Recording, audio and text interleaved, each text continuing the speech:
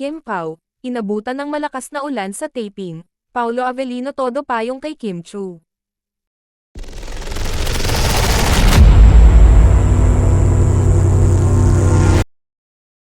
Kahit natapos na ang taping ni Kim Chu at Paolo Avellino sa local adaptation ng What's Wrong with Secretary Kim, marami pa rin ang kinilig na mga tagahanga ng dalawa sa tuwing may mga naglalabasang mga video kung saan makikita ang mga behind the scenes ng kanilang serye.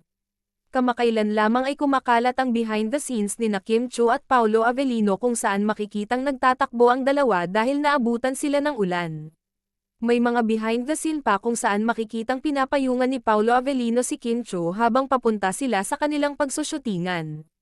Marami naman sa mga fans ng dalawa ang lalong kinilig dahil kapansin-pansin umano na kahit walang nakatutok na kamera kina Kim Chu at Paolo Avellino ay sweet pa rin sila sa isa't isa. May mga nagsasabi rin na talagang palagay na ang loob ngayon ni Kim Chu kay Paolo Avellino hindi katulad noon.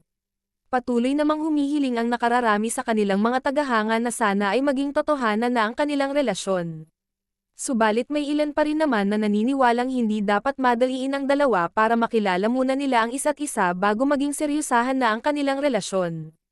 Sa kabilang banda, lumalabas naman ngayon sa ilang mga social media platforms ang isyong ikinasal na ang dating boyfriend ni Kim Chu na si Sian Lim sa panibagong nobya nito na si Iris Lee. Hinala ng maraming mga tagahanga ni Kim Chu na noon pa mang sila pa ni Kim Chu ay mayroon ng lihim na relasyon sina Iris Lee at Sian Lim. Ngayong tuluyan ng naging malaya ang aktor ay nagsilabasan na ang kanilang mga larawan at nagpapakita na rin sila sa pub-iko na magkasama.